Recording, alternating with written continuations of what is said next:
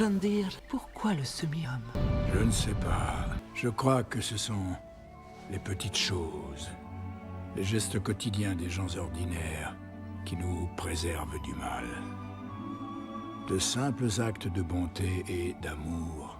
Peut-être est-ce parce que j'ai peur et qu'ils me donnent du courage. Il est possible que ça résonne en toi. T'es-tu déjà senti trop naïve pour ce monde ou trop idéaliste? Ou encore trop douce pour t'endurcir? On t'a sûrement dit que tu devais changer. Et si c'était l'inverse? Si cette lumière en toi était ta plus grande force? Explorons aujourd'hui son expression à travers l'archétype de l'innocent. Certes discret, mais essentiel. C'est celui qui porte espoir, optimisme en lui, qui croit encore, même quand tout semble perdu, quand c'est le chaos autour de lui. Comme Frodon Sake, ou encore Anna, quand tout amour semble perdu, elle y croit. Et Amélie Poulain qui adoucit le monde en secret, ou encore Luna Lovegood, qu'on trouve bizarre, mais qui voit juste. Connais-tu leurs points communs à toutes ces personnes? Peut-être toi, peut-être moi, peut-être des gens autour de nous. Ils, elles, n'ont jamais cherché à être des héros, juste des auteurs épanouis de leur vie. Alors zoomons sur ces forces invisibles en partant à la rencontre de Frodon Sake.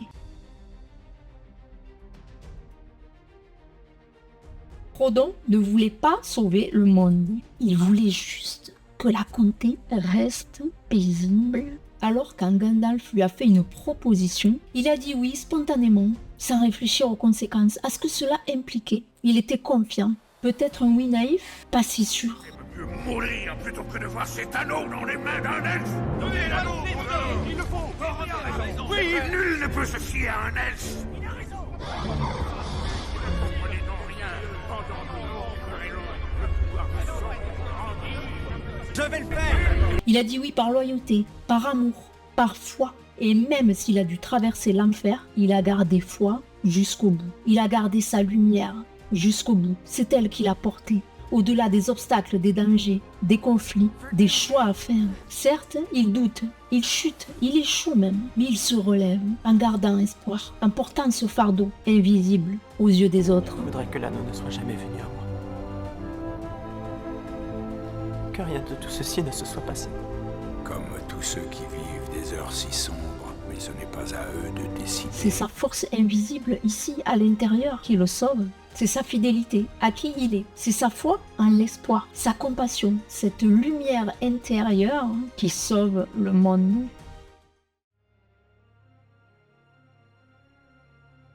Alors l'archétype innocent, c'est celui qui cherche la paix, qui fait naturellement confiance, qui agit avec spontanéité, avec le cœur, sans stratégie au préalable. Regardons Frodon, il vit dans la comté, entouré de verdure, de simplicité, loin du chaos du monde. Et il accepte sa mission, non par devoir héroïque, mais parce qu'il ne veut pas que les autres souffrent à sa place. Il agit par amour, par loyauté, et c'est précisément ce qui fait une de ses plus grandes forces intérieures. Mais comme tout, cette pureté a un prix. Il évite le conflit, quitte à se taire, à porter ses fardeaux invisibles seul. Il croit pouvoir tout encaisser seul. Il finit à genoux. Et souviens-toi, même à la fin, il échoue. Il arrive au but, mais il ne peut plus. Il échoue au monde du destin. Il garde l'ami. Et au final, c'est sa compassion envers Gollum qui a sauvé le monde. Alors c'est sa force intérieure. Parce qu'à un moment, il pouvait le tuer. Mais il ne l'a pas fait. Il a voulu espérer en une lueur d'espoir qui pouvait sommeiller en Gollum. Il a pris en compte le conseil de Gandalf qui lui est revenu. Mais c'est un choix qu'il a fait de lui à lui de lui laisser la vie sauve. Et c'est sa force. En résumé, les forces de l'archétype innocent, confiance, foi, loyauté, portées par un optimisme intérieur. De l'autre côté, les faiblesses, les pièges peuvent être la naïveté, le déni, la suradaptation, l'épuisement moral, émotionnel, physique et sa peur intrinsèque de devenir un autre, de devoir faire le mal pour survivre. Sa mission, incarner la bonté dans un monde brisé sans se laisser corrompre.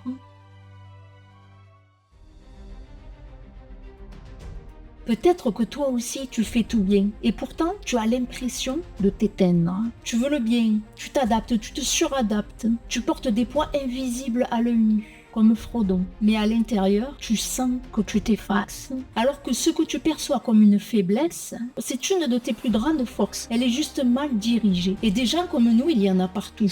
Ils embellissent en silence. Ils croient encore en la bonté. Certes, on les trouve naïfs, mais ils sont lucides. Parce qu'au fond, ils cherchent juste à être droits, sans s'endurcir. Et c'est ça, l'expression de l'archétype innocent. Cette lumière, cet optimisme inné en toi peut tout changer. Alors si tu veux savoir si l'expression de l'archétype innocent est une force dominante aujourd'hui en toi, passe ton test offert en description. Ce n'est pas juste un test, c'est un miroir intérieur. Et c'est le début d'une meilleure connaissance de toi, d'une appropriation de tes forces, de tes faiblesses, de ta mission de vie, de tes motivations profondes qui, bon gré mal gré, agissent